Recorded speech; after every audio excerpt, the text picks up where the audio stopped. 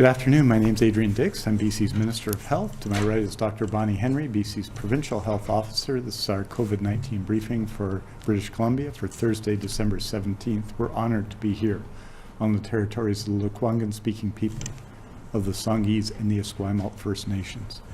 Tomorrow, Friday, we'll be releasing a written briefing, a written presentation with an update on COVID-19 cases and other relevant information with respect to the pandemic in BC. That should be around 3 o'clock. On Monday, Dr. Henry and I will be here in person for a briefing. That's Monday, December the 21st. On December the 22nd, there'll be again a written update on December 22nd, Tuesday. And then on Wednesday, December 23rd, there'll be a further in-person briefing, and that in-person briefing will include a presentation by Dr. Henry on modeling and other relevant information about COVID-19, about the state of the pandemic in BC, and information that will be of interest. And a presentation will be as part of that briefing. And so with that, it's my honor to introduce Dr. Bonnie Henry.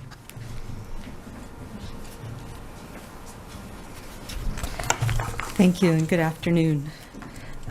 Today we are reporting on 673 new cases of COVID-19 in BC, including 6 epidemiologically linked cases, bringing our total number of people diagnosed with COVID-19 in BC to 44,776.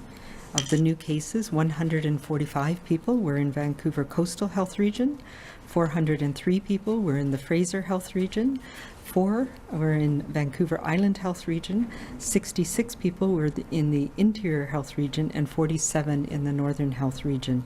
In addition, we had 8 new cases in people who normally reside outside of Canada.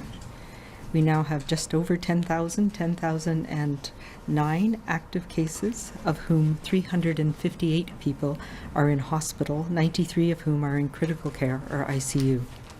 We also have 10,388 people under active public health monitoring because of exposures to COVID-19, and 32,963 who are recovered. Sadly, again today, we've had 21 new deaths from COVID-19. The majority of them, again, are seniors and elders in long-term care, bringing the total number of people who've died in British Columbia to 713. My condolences go to the families, to your care providers, and to communities. We feel your loss, particularly at this time of year and this time in our pandemic. We have no new healthcare outbreaks to report, leaving us with 55 active outbreaks in long-term care and assisted living and 6 in acute care units. That includes 1,374 residents and 735 staff with COVID-19 right now. There have been 2 new outbreaks in the community, one of them at Wingtat Game Bird Packers, which is a poultry processing plant in the Fraser Health Region, and the other, the diversified transportation employees connected to LNG Canada. As Minister Dix mentioned, next week we'll be providing a data update to show some of the progress over the last month and where we are in the pandemic right now.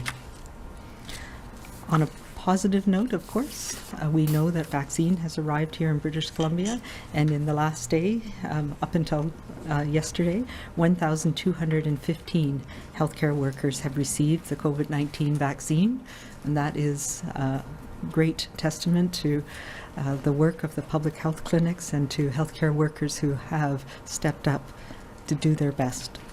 Starting next week, we will be receiving weekly vaccine deliveries, and it is a moving target, and we are receiving updates about amount of vaccine and when it will be received, sometimes multiple times a day. But we do expect and are planning for immunization clinics in every health region across the province starting early next week. And I know many people are eagerly awaiting this.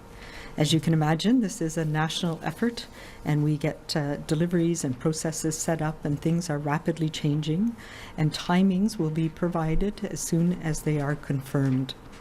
And I've received a number of questions about the vaccine, but one of them that I've received from a lot of people is why the vaccine is not recommended for people who are immunocompromised and what exactly that means. For some people with an underlying health condition who are undergoing certain treatments or on certain medications, it lowers their ability for their body to respond to viruses, and we know that that makes people more at risk of having severe illness with COVID, but it also means that they may not respond as well to certain vaccines as well. This would apply to people who've had an organ transplant, for example, have chronic liver or kidney disease, someone receiving chemotherapy, or certain immunosuppressive therapies. If you're wondering if this applies to you, because it's not all kinds of immune conditions, the best thing to do is to consult with your healthcare provider. The reason that this vaccine is not yet recommended for people who are immune compromised is because the clinical trials expressly excluded people with those conditions and focused on primarily healthy populations of people of different ages. So there were very few people who did have immune compromising conditions who were in the trials. So what that tells us is that right now we just don't know whether these vaccines will work and whether they're safe or whether they may have some effects on the immune system. Having said that, this is a recommendation from our National Advisory Committee on Immunization, who reviews all of the data that we have on safety and efficacy, so how the vaccine works. But it also, part of that recommendation is to make that decision with your care provider on a case-by-case basis, whether the risk of being infected with COVID outweighs the risk of receiving the vaccine. So that is something that will have to be done on a one-on-one basis for people who have immune compromising condition as we learn more about this vaccine. It is also, of course, important to understand that while we continue to respond to the COVID-19 pandemic, if you need medical care, it is available and it is safe in hospitals, in healthcare facilities, and in primary care clinics across the province. You do not need to delay appointments, and if there's a reason to call 911 and you need emergency care, don't hesitate. It is safe to do so. As we have evolved our approach with COVID-19 and learn more about the virus and how it is affecting people, and we learn more about the tests and how they work, we have recently updated our approach to testing to ensure that those people who most need to get a test right away realize that and do that. And we also recognize that for some people, it might be okay to stay away from others and to wait and see if you need a test. Here in BC, the majority of new cases continue to be directly connected to somebody we know has a confirmed case or a cluster or an outbreak. So if you have been in contact with anybody, or you've been part of a cluster, or there's something going on at your workplace or in your social group, and you have any symptoms at all, you should arrange to get tested immediately. What we want to do is focus where people know that they need to get tested immediately. If you've not been around anybody that has COVID, and we're updating the guidance to make it clearer for people. It's not that you can't get a test, but there are certain people that we want to get a test right away.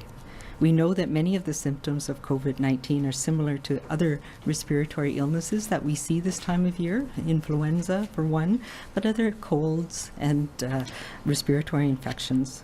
There are 4 symptoms, though, that have shown, when we look at the data of people who've been tested, that are very much associated with COVID. And these include having fever, chills, a cough, loss of sense of smell or taste, and difficulty breathing. If you have any of these symptoms, if you're feeling short of breath, if you've lost your sense of smell, then you need to get a COVID test right away. That's a priority. Even if you've not been around anybody with COVID, you need to get tested right away. There are other symptoms, though, that also happen with COVID, but on their own, they don't necessarily mean you have the virus. those are things that are fairly common this time of year, like sore throat, loss of appetite, fatigue, headache, body aches, nausea, and diarrhea. So those, in that case, if you have 2 or more of these symptoms, you can wait and see, but you can also go for a test. And if you feel the same or worse after 24 hours, then you can get tested. So it really is to make sure that if you have any of those worrisome symptoms, that you do go for testing right away. And if you've had any contact with somebody who has COVID and you have any symptom at all, again, you must go for testing right away. If you're uncertain, you can call your health provider or 811. And as always, if public health is doing investigations, there are many times that we tell people whether they have any symptoms at all, they're asymptomatic, that they still need to have a test. And we do that in workplaces, we do that in long-term care, and when we're investigating outbreaks. I've spoken many times about BC's COVID-19 response, whether that's the orders and guidance, the changes in long-term care, and now, of course, the vaccine. If there's one thing that we have learned, it's that to keep our wall strong, we need a team effort. We are a team made up of frontline healthcare workers, other frontline workers, our contact tracers, and, as I had the pleasure of seeing earlier this week, our immunization teams now, who are providing COVID-19 vaccine. It's also the hundreds and thousands of people across BC who are doing your part every day, at work, at school, and at home.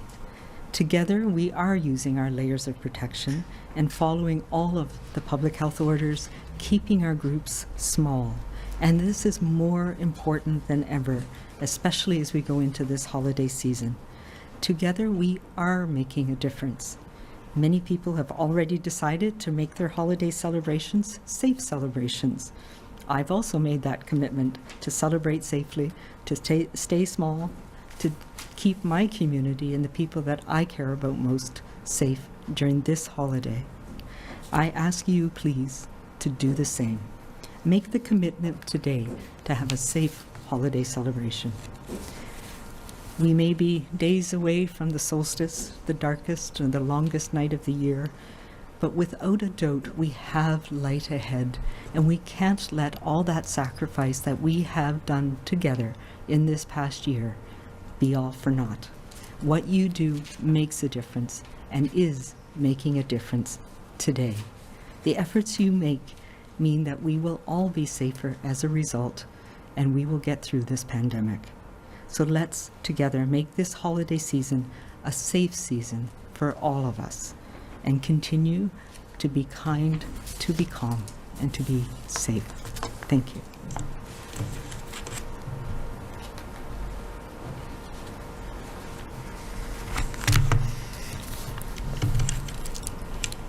Thank you very much, Dr. Henry, and I want to start by sending my condolences to the families, the friends, the caregivers, the communities of the 21 people who passed away in the last day from COVID-19 in British Columbia, 10 of which were of whom were in the Fraser Health Authority, lived there, 10 in Vancouver Coastal, 1 on Vancouver Island. As Dr. Henry has said, I think as we can all reflect, this is not a good time of year, if any time of year is any good, to lose a loved one. It's certainly not a good time during the pandemic when we have great challenges coming together, meeting together, to mourn together. And so all I can say is to express my sense of genuine solidarity with the grief people must feel right now, and ask everyone to reach out virtually to everyone they love in their lives today, and acknowledge that love and that need to be together in the ways that we can be together, and think of the people who are lost today from COVID-19. I wanted to note what an extraordinary time it continues to be for public health, and to thank people, members of the Hospital Employees Union, the BCGU, of the Health Sciences Association, the BCNU, the doctors of BC, QP, the ambulance paramedics of BC, QP Local 873, who are doing, in these times, extraordinary work. We had 4,992 emergency room visits yesterday. That's less than normal, it should be said, especially for this time of year, but nonetheless, a significant challenge for people in hospital during a pandemic. We had our acute care facilities, their occupancy, when you count surge beds, is 69.9% of overall beds and 53.6% of ICU beds. But in terms of our regular bed capacity, that occupancy is 88.8% in regular beds and 78.2% in ICU beds. Obviously, in some regions and in some places, it's more of a challenge, and I want to shout out to the extraordinary work done by healthcare workers at the University Hospital of Northern British Columbia at this time. We have 10,009 active cases of COVID-19 in BC, 10,388 people under public health surveillance, and as Dr. Henry has noted, 1,215 people just getting started who have been received their vaccination, their vaccine provided by Pfizer against COVID-19. Wanted to just bring you up to date on a couple of things that I promised to update you on. The first is that there will be new holiday guidelines posted with respect to holiday celebration and decorations in long-term care and assisted living. Essentially, to summarize, and people will be able to see those on the Ministry of Health website, that holiday cheer is appreciated and encouraged, and all celebrations in long-term care and assisted living, of course, should be undertaken in a manner to ensure residents are able to celebrate as safely as possible. So facilities will be encouraged to decorate facilities as per normal practice while keeping in mind the guidance provided in the policy. There was some discussion of that last weekend, and we wanted to clarify that and have a common policy across health authorities, and that's what this, I believe, achieves. In addition, I wanted to report that to date, 1,235 people have been hired as part of our contact tracing initiative. You'll recall that it started with 500 in the initial announcement, was moved up to 608, and now our target was to hire 1,224 positions. 100% of this new target is now complete. In addition, we've had additional supports from Statistics Canada. We're actively working with the Red Cross and others to help run our logistics and running the operational center of the regional contact tracing hub at the Vancouver Trade and Convention Center. And that 76 community health representative positions to support culturally safe contact tracing efforts within First Nations communities are to be hired, with money provided or funding provided by the Ministry of Health, by the First Nations Health Authority. In addition, we are continuing to build up our capacity in terms of contact tracing. 385 candidates are currently in the interview stage. 121 candidates are in the offer stage. And just to note by health authorities, to show that it's everywhere in BC that the teams have been hired. This is in addition to the 500 to 600 people that were involved in contact tracing before August. 280 have been hired in Vancouver Coastal Health, 579 in Fraser Health, 71 in Island Health, 63 in Interior Health, 42 in Northern Health, and 200 at the PHSA, which includes, of course, the BC Centre for Disease Control. With respect to surgeries this week, as you know, we have our surgeons, our nurses, our health sciences professionals, our healthcare workers are doing and continue to do an extraordinary job.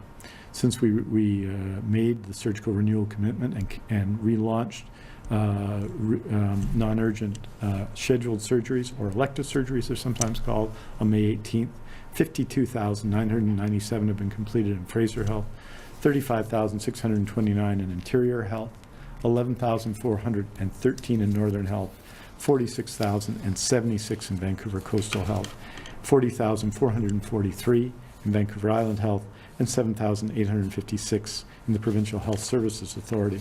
Last week, health authorities reported 6,859 surgeries completed from November 30th to December 6th.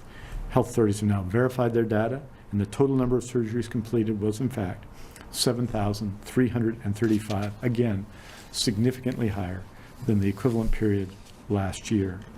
This week, we're reporting that we've completed, again, in the initial report, 6,747 surgeries, and we will be updating everyone in BC with our monthly reports that are led and put together by a team led by former Fraser Health CEO Michael Marchbank will be providing that information and update on that next week.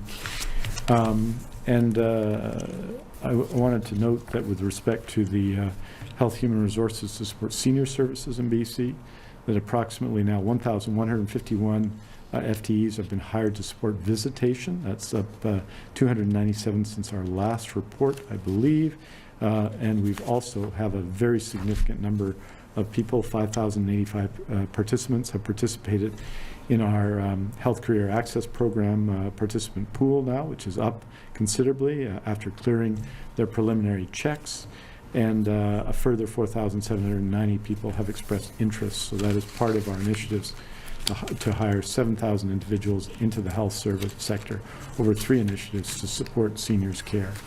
As you know, in the last few days, the conversations about COVID-19 have changed. There's been, of course, some discussion of vaccine. Well, of course, we're all reflecting on the cost, the continued cost to our communities and to all of us of the pandemic. And I think I wanted to say this.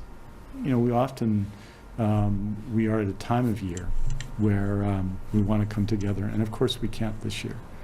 And there's always a desire to talk about where the line is. And I think we've been pretty clear that when you're in doubt, it's time to rule it out.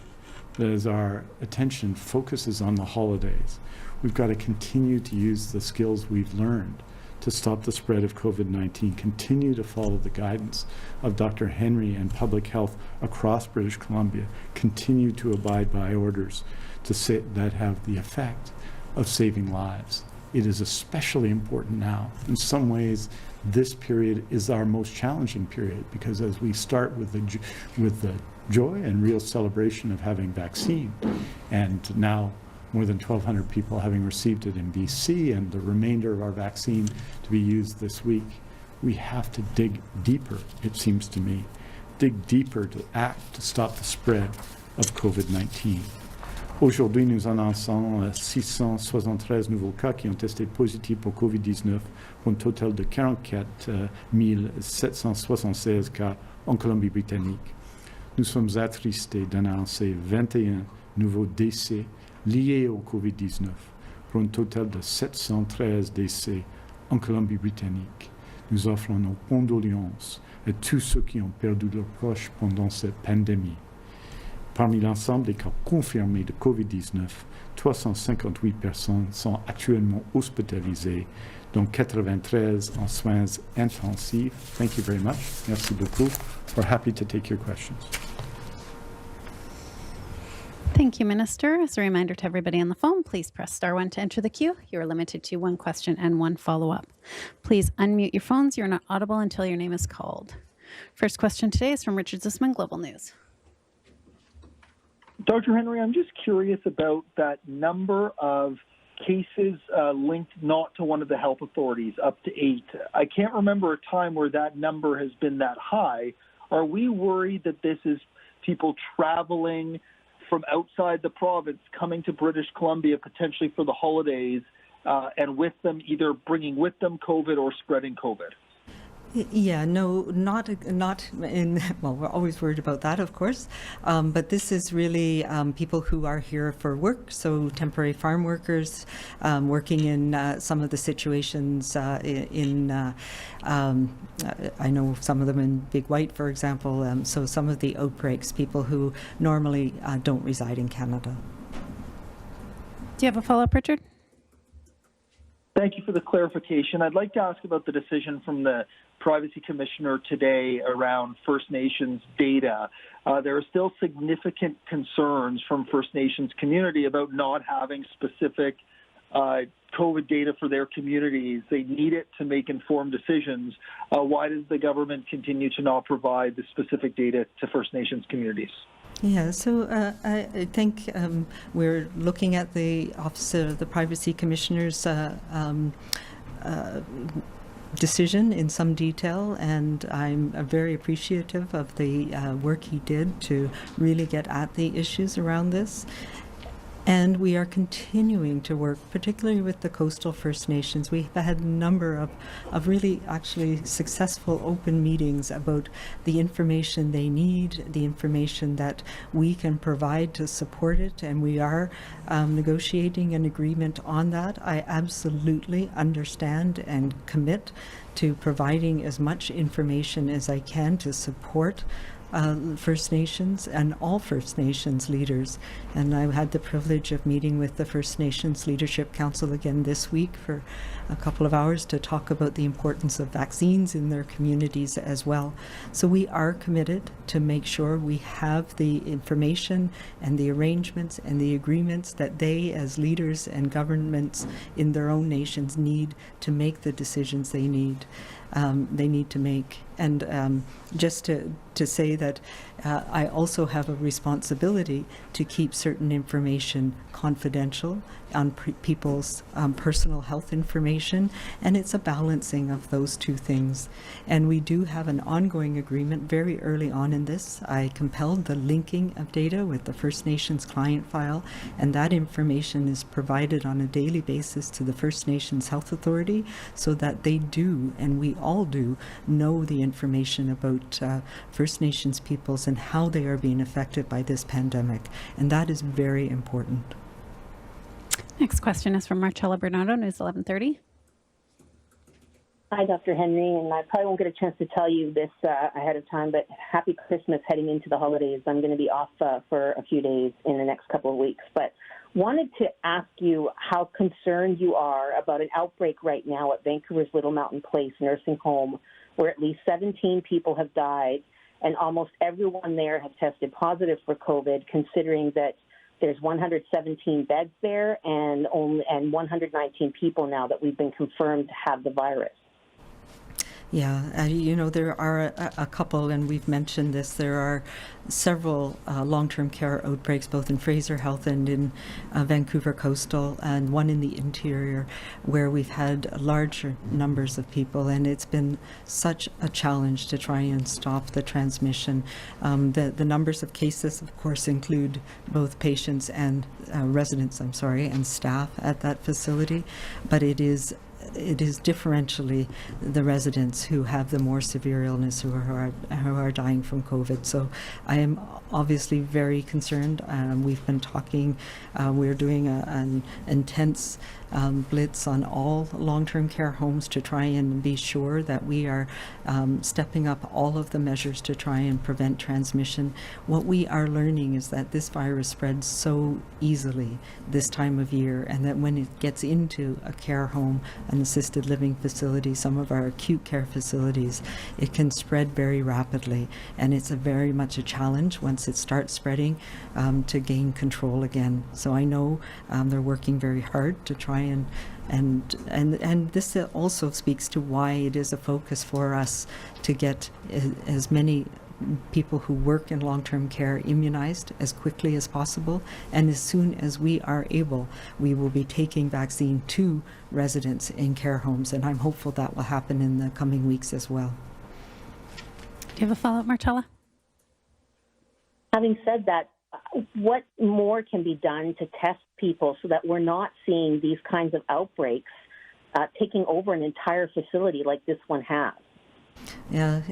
Testing is part of it. The screening, the physical barriers, the cleaning, the keeping people apart, trying to reduce the number of people. These are all things that we are working on. There is screening being done at facilities. There's testing being done as soon as anybody is identified. All of the staff and residents are tested on a repeat basis. That's part of the protocol. It is very, very challenging, these situations. Next question is from Shannon Patterson, CTV. Oh, hi, Dr. Henry. The BC Civil Liberties Association has sent you a letter asking why religious services are banned while restaurants and retail remain open. They say the right to practice religion is protected by the Charter of Rights and Freedoms, and they're urging you to change your order banning in-person church services. So why can't you make an exception for small, masked, physically distanced church services when people can still go to a restaurant with their family? Yeah, I think we all know that church services are fundamentally different than a retail transaction or a transaction with their family in a small group in a restaurant where you're walled off from others. There's a fundamental difference in how we come together in worship, places of worship. And what we have seen is this virus doesn't recognize that it is a church or a synagogue or a temple. And when people are coming together, and we saw this, we saw that even though we were following all of the safety protocols we had in place, and as you recall, we've been very consistent through this at 50 people keeping distances, that even with those safety measures in place, it was being transmitted in some of those settings. And so that is why those settings are included in those that we know are high risk right now. And this has nothing to do about taking away people's rights to religious freedom at all. There are many, many ways, and many of the leaders in the religious communities across the faith and spiritual communities across this province have let us know that they are practicing their faith despite having to protect each other by staying apart right now. So this isn't about whether a service is essential. Absolutely, religious services, faith services, spiritual services are essential for people. I recognize that. We recognize that. This virus, on the other hand, recognizes situations where we come together, and these situations are risky right now. Follow up, Shannon? Yeah, a group of families say the charter rights of seniors are being violated by visitor restrictions in care homes, that even though an essential visitor is allowed, many are being denied access with a lack of consistency between care home operators, and there's no mechanism for appeal. Dr. Henry, why is this being allowed, and what, if anything, can you do to address the discrepancy? Yeah, we've been quite clear on the what an essential visitor is, and recognize the importance of essential visitors, and have been working to ensure that those guidance are applied appropriately and consistently.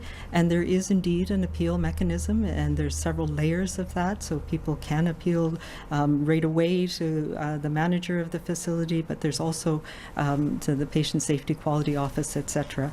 So this is an ongoing challenge for sure, and right now it is really important that we pay attention to what we're doing, how we're interacting with people in long-term care, and we have seen how devastating these outbreaks can be, and we are focusing our attention on doing what we can to protect people in long-term care, residents and workers, by focusing our vaccine efforts right now. But it's going to be some time until we can fill that gap and keep people protected.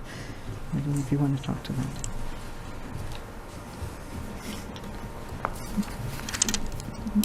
Just say with respect to churches that we had part of our continuing consultation today with faith communities about the impact of COVID-19, seeking their views on the situation, seeking their counsel and their advice, and that process is being led by Dr.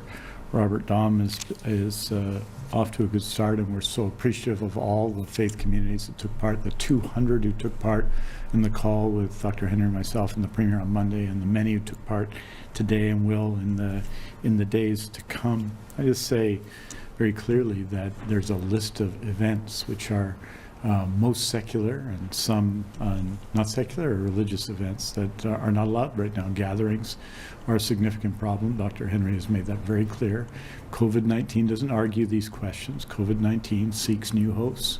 And right now, in November and December in the world, COVID-19 is on the march. And so we have to take steps right now to protect one another and protect our most vulnerable. And that's true in long-term care as well. With respect to visitation, that it has been extraordinarily difficult for everybody involved, family members of residents in long-term care. And there are ways to appeal those circumstances, but I would say this: our priority, our focus right now with our vaccine policy, but everything else, is to do everything we can to make things safe and safer in long-term care and in assisted living, and for seniors in our community as well. And part of the goal of that is not just to keep people safe or to immunize those communities and care workers so that our long-term care numbers we can see go down, but also to reestablish the kind of life that we would want to have for our loved ones in long-term care, to reestablish social activities in those communities who have been without them more than anyone else over time. And so when we are debating specific rules and we're saying, well, can we just be on this side of the rule or not that side of the rule at this crucial time when we're working to keep those long-term care homes safe, I ask people, when in doubt, rule it out. And to not think that we can litigate, negotiate, argue with a COVID-19 virus that doesn't want to litigate, it doesn't want to argue, it just wants to transmit. Next question is from Gordon Hoekstra, Vancouver Sun. Thanks for taking my question. Just a little bit further question on the possibility of getting vaccine into long-term care homes and to the residents. Is there any sense about the timing of that at this point? You say a couple of weeks. Can you be more specific? And is it likely there any chance of it being the Pfizer vaccine, or will it more likely have to wait until Moderna, given its sort of imminent approval? Yes, so that's the question. We are watching very carefully. So Pfizer has required, as I've mentioned earlier, us to administer the vaccine at the point of arrival of the shippers, the shipping containers that have the dry ice and everything, and that we had to have an ultra-low temperature freezer at that site.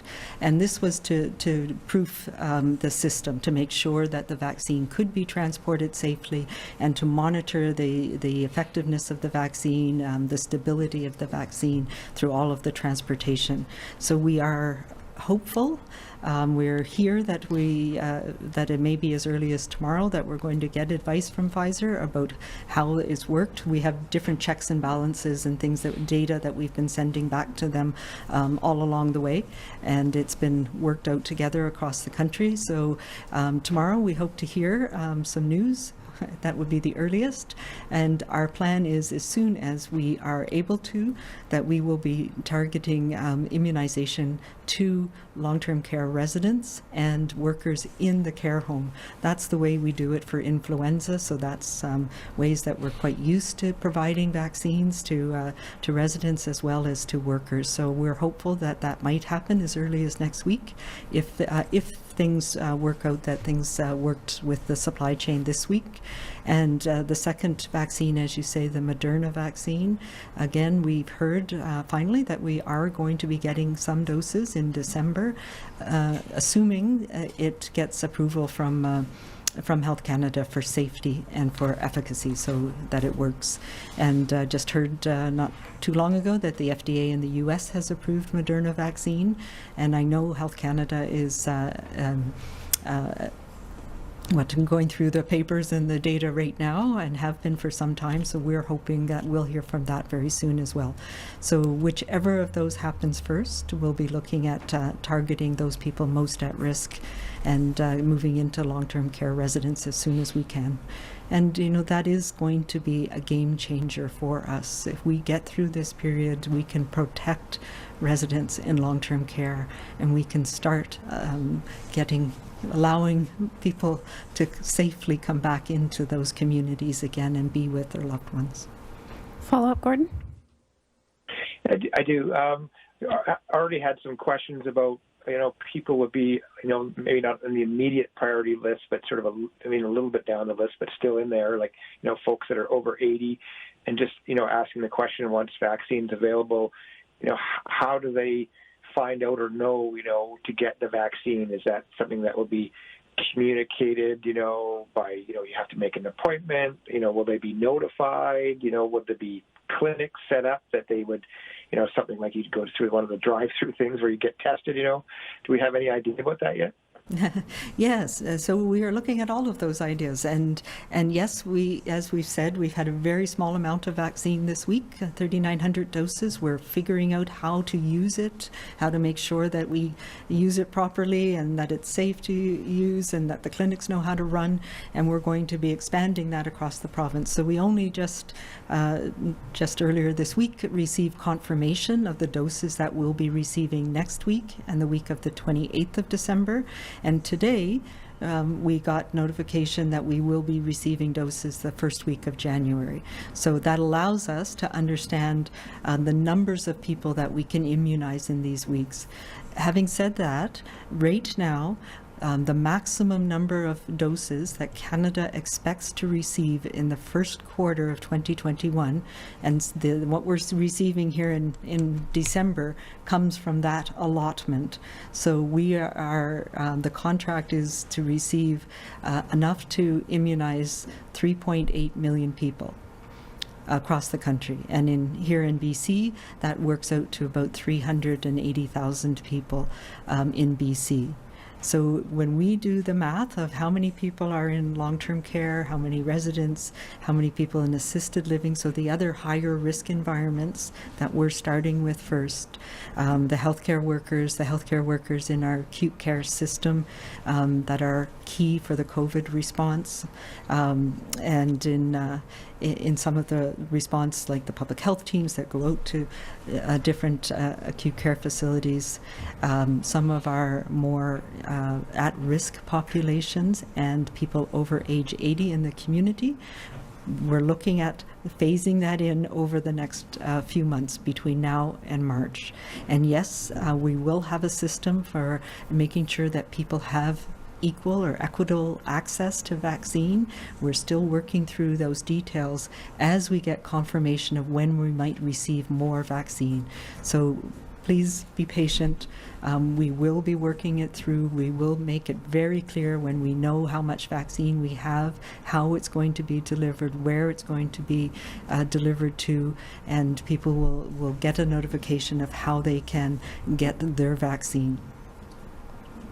We have time for one more question. For everyone listening this afternoon, Dr. Henry and Minister Dix will release a statement with the latest information on cases, hospitalizations, and outbreaks, which you can find at news.gov.bc.ca. For updated province-wide restrictions, visit gov.bc.ca/COVID restrictions. And for information about the province's new orders and pandemic supports, visit gov.bc.ca/COVID-19. Last question today is from Tina Lovegreen, CBC. Thank you so much for taking my question. Dr. Henry, you mentioned earlier your concerns about the outbreak at the Little Mountain Care Home. You know, we've heard from family members of loved ones there who say there is a lack of transparency from both Vancouver Coastal Health and Little Mountain in particular. Do facilities and health authorities need to be more forthcoming with family members about conditions inside facilities? Yeah, I know they have their processes for doing that, and that they do provide information to families on a routine basis. I can't speak to Little Family directly. I'm not aware of exactly what is being passed on to families in that facility, but you know, I'm upset to hear that people are feeling that they're not getting the information they need, and we'll certainly follow up on that. Do you have a follow-up, Tina? Yes, thank you very much. Just to follow up, with hospital bed capacity nearing 90% in BC, I was wondering how close are we to having to activate the field hospital that was set up at the Vancouver Convention Centre back in the spring? And if we could also please get an answer in French. Yeah, as you know, when we moved into the fall, we had our scaled up plan for how the acute care system would respond to the second wave of the pandemic, and it did include, of course, still the potential for the field hospital, and it is ready to go at I think we're at 48 hours notice, and we are maintaining that resource.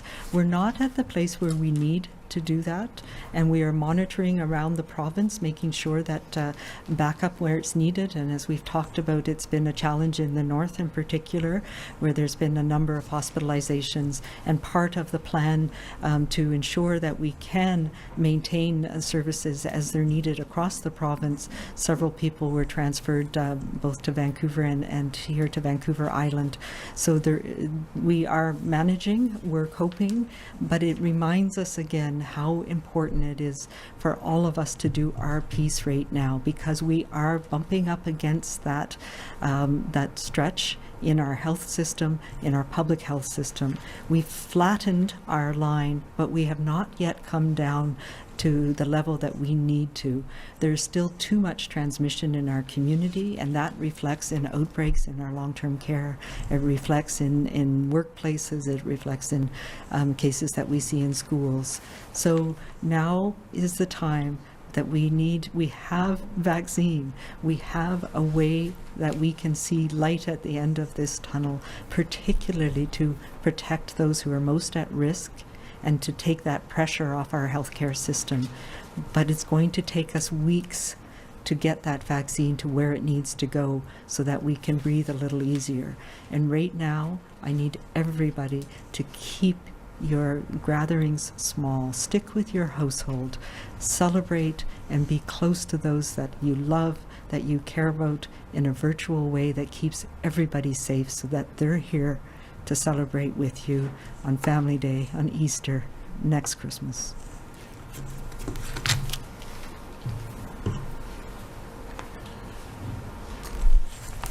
And just to put that in context, Tina, last year at this time, the hospital capacity in acute care was just over 104% of capacity, so we were adding new beds at that time. So apples to apples, our base is about 88.8%, which is well below where it was this time last year. Obviously, the circumstances are different.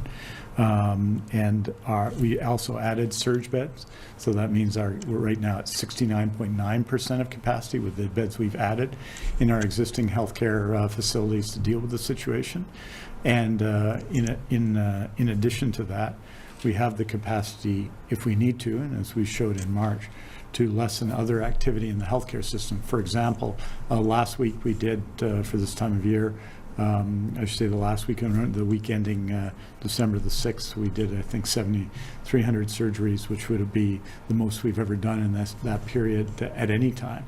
So obviously, if we needed to deal, especially for surgeries that require ICU or ICU backup, we would be able to limit those numbers if necessary. So we have a lot of flexibility in managing the system right now, and our folks are doing a tremendous job. But there's also no question that when you have 40 inpatients, 40 patients with COVID-19 in a hospital such as the University Hospital in Northern BC, it puts stress on the hospital, and we have to mitigate that by finding and opening new wards and dealing with that situation. So, and the final situation, of course, is simply the challenge, and the real challenge after basically a year of this, to our doctors, to our nurses, to our healthcare workers, to our health sciences professionals who are under tremendous stress. So the issue really isn't the bed capacity. We're fine on bed capacity, as you can see by the numbers.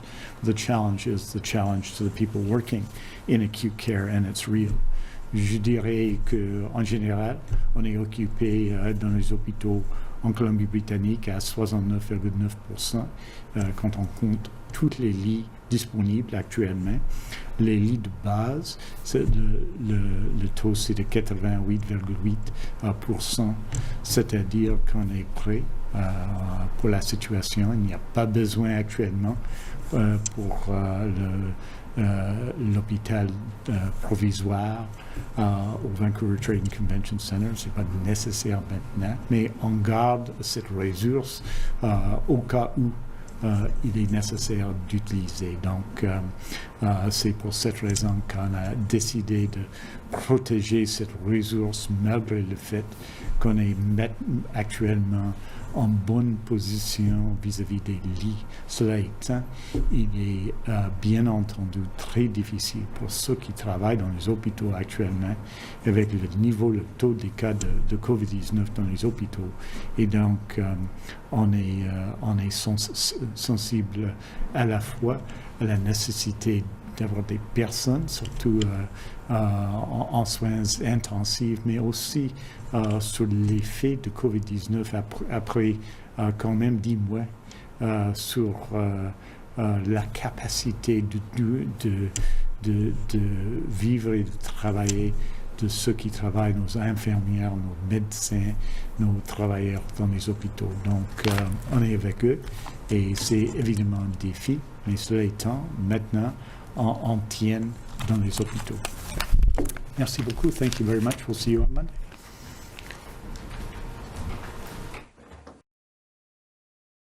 We now join the following program in progress. That's not what your contract says. Your contract doesn't say that you have 72 hours after you notice some symptom of the kitten that you don't like. The contract that you had with the defendants is clear. It says your responsibility, if you want either a refund or a new kitten, your choice is to take the kitten to the vet.